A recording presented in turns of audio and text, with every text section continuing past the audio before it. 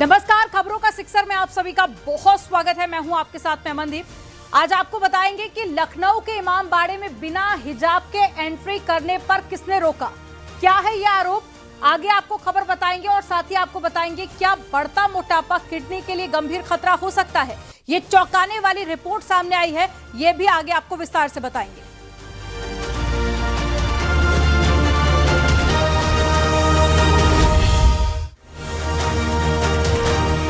लखनऊ में एक social media influencer का वीडियो इस वक्त सोशल मीडिया पर वायरल हो रहा है, जिसमें वो आरोप लगा रही है कि इमाम बाड़े में प्रवेश के दौरान हिजाब पहनने का दबाव बनाया गया। साथ ही और भी कई सारे आरोप लड़की ने लगाए हैं, आपको इस रिपोर्ट में दिखाते हैं।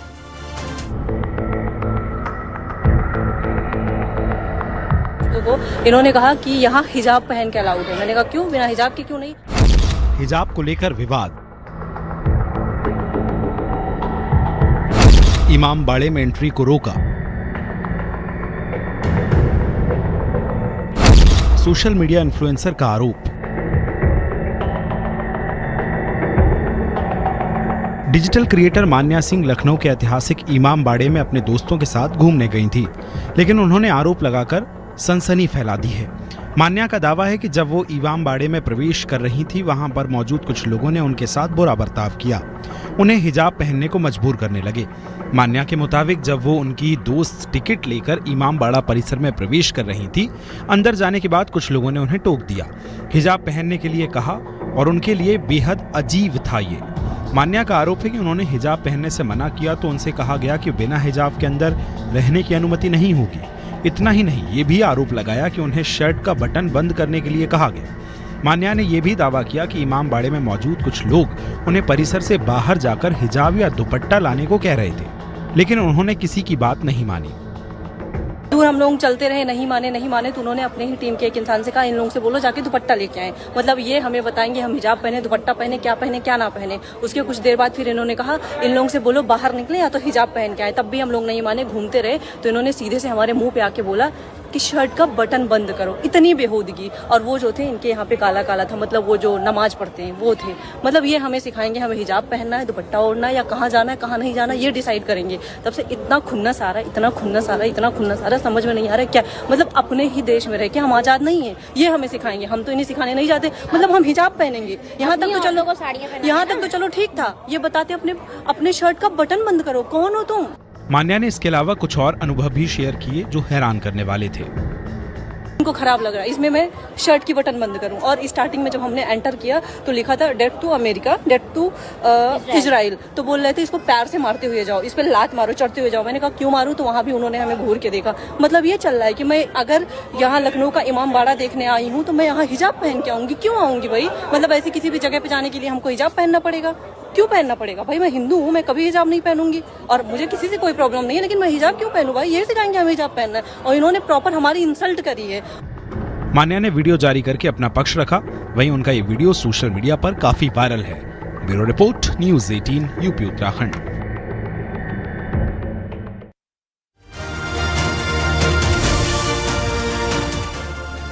मोनालिसा के फरमान से शादी के बाद में उसके घर में कोहराम मचा हुआ है। उसके परिजनों का रो रो कर बुरा हाल है। अभी से उम्मीद लगा रहे हैं कि वो लौट आए। आपको इस रिपोर्ट में दिखा रहे हैं।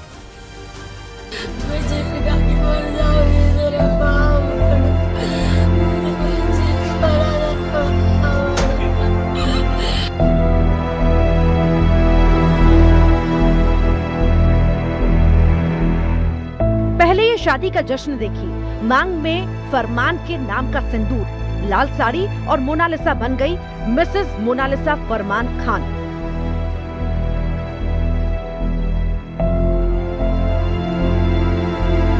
इधर बेटी की शादी पर मातम और चित्कार।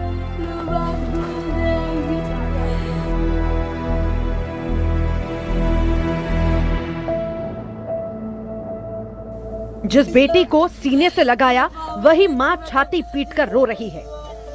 जिस लाडली को पिता ने प्यार दिया वही खून के आंसू बहा रहा है। छोटी बहन के आंसू तो रुकने का नाम नहीं ले रहे, बस बार बार कह रही है दीदी घर लौट आओ ना, हम सब याद कर रहे हैं। परिवार की आंख नम है। मोनालिसा की शादी को लेकर परिवार के ना जाने कितने अरमान थे, लेकिन 6 महीने के इश्क में 18 साल का रिश्ता बेटी ने क्यों कुर्बान कर दिया? माँ बाप के आंसू ये सवाल कर रहे हैं। खरगोन की महेश्वर की रहने वाली मोनालिसा महाकुंभ में वायरल हुई, शोहरत मिली, फिर फिल्मों में काम करने का मौका। हर बार मोनालिसा यही कहती थी, जो मम्मी पापा कहेंगे वही करूंगी। तो सवाल परिवार का, बेटा प्यार के लिए, शादी के लिए परिवार को कैसे पराया कर दिया? हमको कुछ परिवार को सब धोखा ही देके गई, कुछ जी भी नहीं, उसको कुछ भी नहीं आता था। सब तेरे बहू मेरे आदमी को भी पूरा परिवार साथ में रहते थे। ऐसा बोला कि पापा को जोड़े, मेरा आदमी भी साथ में रहता है। हमको इसी बारे में कुछ पता नहीं है सर। तेरे मोनालिसा की जिंदगी किसी फिल्मी कहानी की तरह ही है। नीली आंखों से लेकर लाल जोड़े तक इस शादी ने कैसे रिश्तों में दरार डाली? पिया की गली जाने वाली बेटी क्यों बाबुल की गली भूल गई? इस चित्रकार में एक ही फरियाद है, बेटी घर लौट आओ।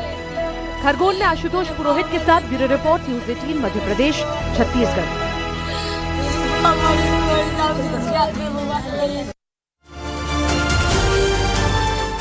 पंजाब के भटिंडा से शादी के बाद में दूल्हा दुल्हन कार में बैठकर घर जा रहे थे, तभी उनके आगे से हो गई नोटों की बारिश।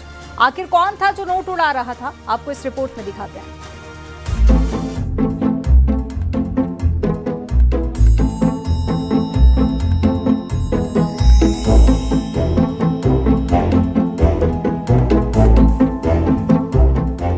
सड़क पर गाड़ियां फर्राटा भर रही हैं, लेकिन ये क्या? सड़क पर पत्तों की तरह ये क्या उड़े जा रहा है? ये पत्ता नहीं है, यहाँ तो नोटों की बारिश हो रही है। आपने शादियों में जश्न मनाते हुए देखा होगा, ढोल नगाड़े, नाच गाना, खुशियों की बरसात देखी होगी। शादी समारोह के दौरान लोगों को नोट उड़ाते हुए भी देखा होगा, लेकिन पंजाब के भटिंडा में शादी का जश्न सड़क पर कुछ इस अंदाज में नजर आया। आगे खुली जीप पर 5 से 6 युवक नोटों की बरसात कर रहे हैं और ठीक उसके पीछे दूल्हा दुल्हन गाड़ी में बैठे हुए हैं। दूल्हे के दोस्त दूल्हा दुल्हन पर नोट उड़ा रहे हैं, लेकिन जान को जोखिम में डालकर ऐसे जश्न मनाने में कैसी समझदारी है? ये तस्वीरें भटिंडा अमृतसर रोड की हैं।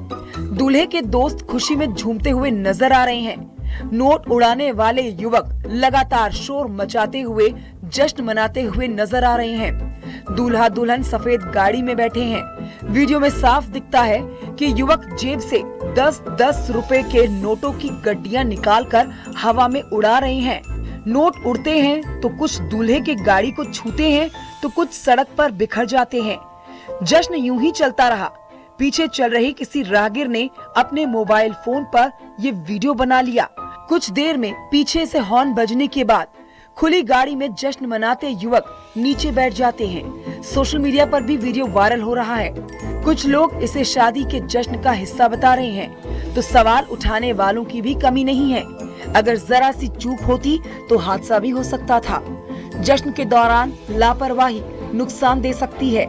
शादी में पहले भी नोट उड़ाने के कई वीडियोस वायरल हो चुके हैं। Bureau report, news 18।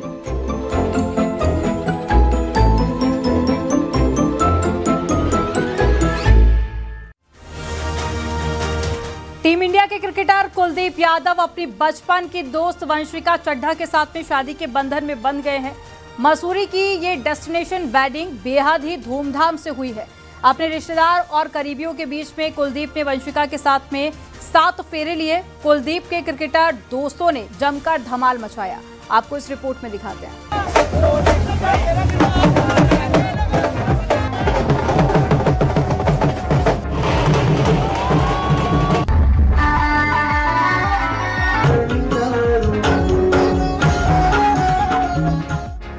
एक दूजे के हुए कुलदीप और वंशिका। मसूरी में ग्रैंड वेडिंग, जमकर सेलिब्रेशन। शादी के जश्न में झूमे बाराती। टीम इंडिया के क्रिकेटर कुलदीप यादव की जिंदगी की नई पारी की शुरुआत हो गई है। मैदान में तो उनका जलवा रहता ही है। अब वो अपनी हमसफर का हाथ थाम चुके हैं। कुलदीप और वंशिका एक दूजे के हो गए। 7 जन्मों तक साथ निभाने के संकल्प के साथ मसूरी के होटल सेवॉय में धूमधाम से शादी समारोह संपन्न हुआ। अपनी शादी के खास मौके पर कुलदीप शेरवानी में थे। शादी की खुशी उनकी मुस्कान बयां कर रही थी। वहीं वंशिका लहंगे में उनके साथ आगे बढ़ी। इस दौरान वहां पर मौजूद हर शख्स दोनों की तस्वीर अपने फोन में कैद करता दिखा। 7 फेरों के बाद कुलदीप ने वंशिका की मांग में सिंदूर भरा और इस तरह दोनों सदा के लिए एक दूसरे के हो गए। शनिवार सुबह करीब 8 बजे से शादी की रस्में शुरू हुई। शाम 4 बजे साफा बांधने की रस्म, 5 बजे धूमधाम से बारात निकली। घोड़ी पर चढ़कर कुलदीप अपनी दुल्हनिया लेने निकले। रात 8 बजे वैदिक मंत्रोच्चार के बीच 7 फेरे पूरे हुए। मसूरी की हसीन वादियों के बीच कुलदीप की शादी में शामिल हुए बारातियों ने जमकर धमाल मचाया। उनके करीबी और कई क्रिकेटर दोस्त शादी में शामिल हुए। युजवेंद्र चहल, तिलक वर्मा बैंड बाजे के साथ जमकर थिरके।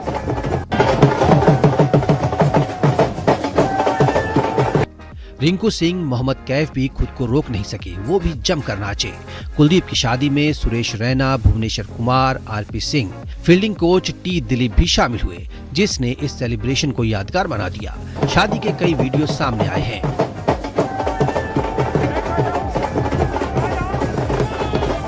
बाबा बागेश्वर, धीरेन्द्र शास्त्री भी कुलदीप की शादी में मसूरी पहुंचे। कुलदीप यादव को बालाजी का पटका पहनाकर नव दंपति को आशीर्वाद दिया। इससे पहले संगीत सेरेमनी भी धूमधाम से हुई। जैसे ही कुलदीप और वंशिका की झलक दिखी, शादी में मौजूद मेहमान खुशी से शोर मचाने लगे। दोनों साथ में झूमते हुए दिखे। कपल को भर करके आशीर्वाद मिल रहा है। कुलदीप के दोस्त क्रिकेटर युजवेंद्र चहल उन्हें हल्दी लगाते दिखे। इस दौरान भी दोनों की मस्ती चलती रही। चहल ने वंशिका को भी हल्दी लगाई। मसूरी में जश्न का माहौल पूरी तरह क्रिकेट के रंग में रंग गया। कुलदीप और वंशिका अब एक नए सफर पर निकल पड़े हैं। उनके फैंस उन्हें शादी की शुभकामनाएं दे रहे हैं। दोनों ने पिछले साल जून के महीने में सगाई की थी। कुलदीप और वंशिका की बचपन में दोस्ती हुई, बाद में दोस्ती प्यार में बदल गई। शादी के बाद अब 17 मार्च को लखनऊ में रिसेप्शन होगा। वर्ल्ड कप जीतने के बाद कुलदीप के लिए ये बड़ा मौका है, क्योंकि उनकी जिंदगी के साथ एक नया चैप्टर जुड़ गया है। उनकी शादी का ये जश्न बेहद यादगार रहा, जहां उनके रिश्तेदार और क्रिकेटर दोस्तों ने अपनी मौजूदगी से 4 चांद लगा दिए। Bureau report, news 18, UP, Uttarakhand.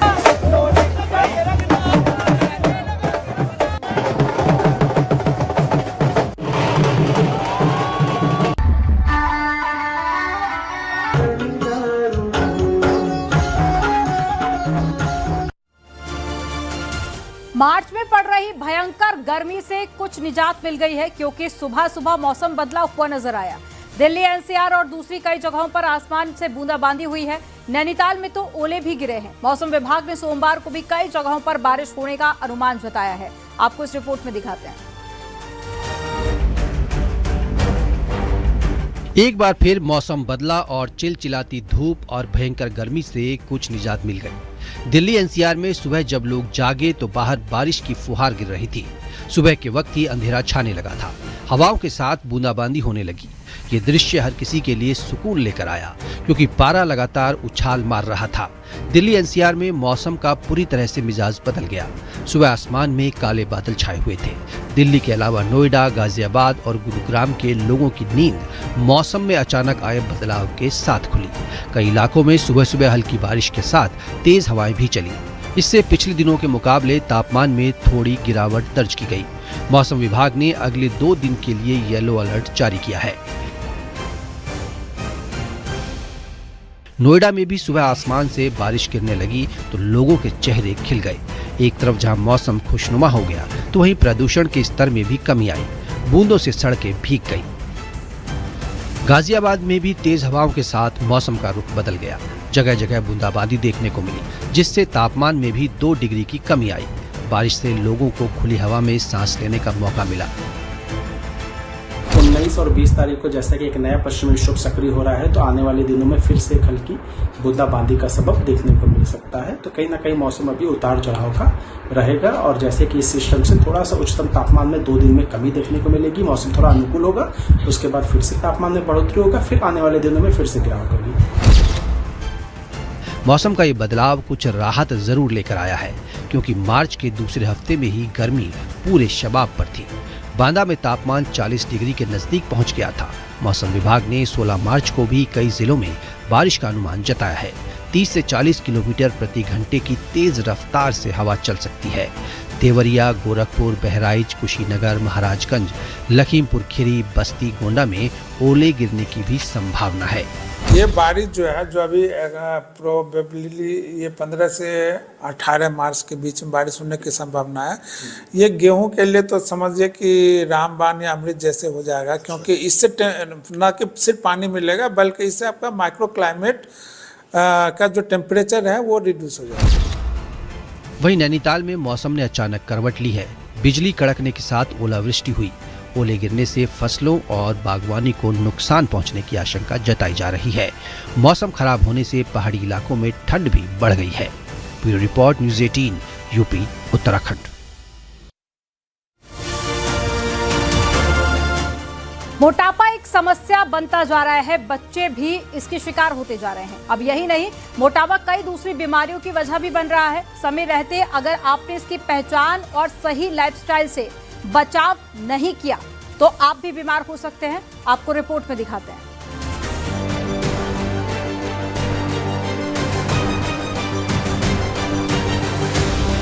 मोटापा एक ऐसी समस्या है जो शरीर के लिए कष्टदायक तो है ही, उससे काम भी प्रभावित होते हैं।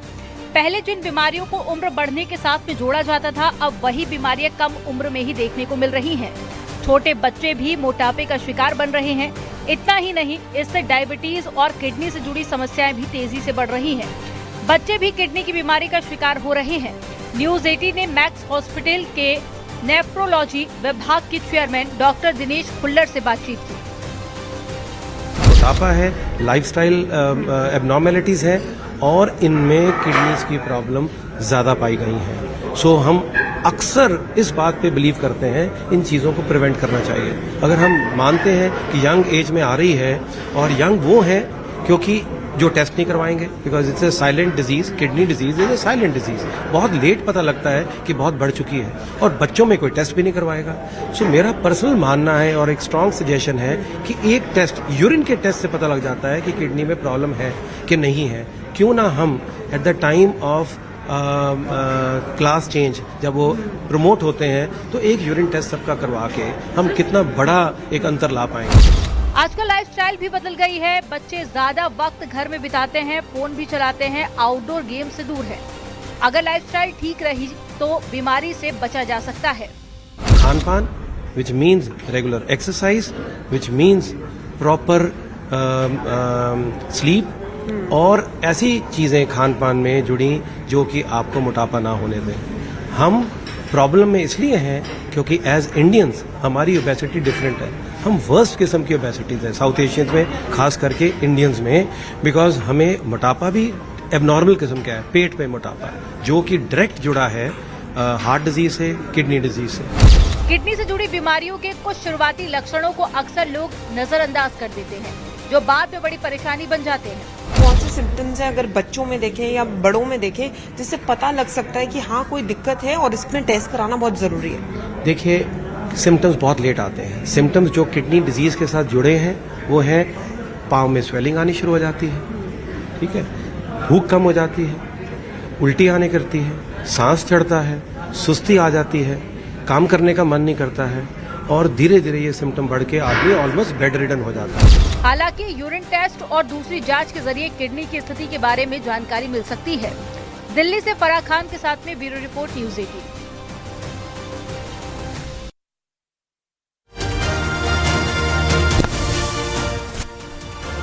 अलीगढ़ के सरकारी स्कूल के 5 छात्रों ने कमाल कर दिखाया है। फाइटर जेट जैसा मॉडल तैयार कर दिया है। अब दावा है कि ये 1.5 किलोमीटर तक उड़ान भर सकता है। आपको इस रिपोर्ट में दिखाते हैं।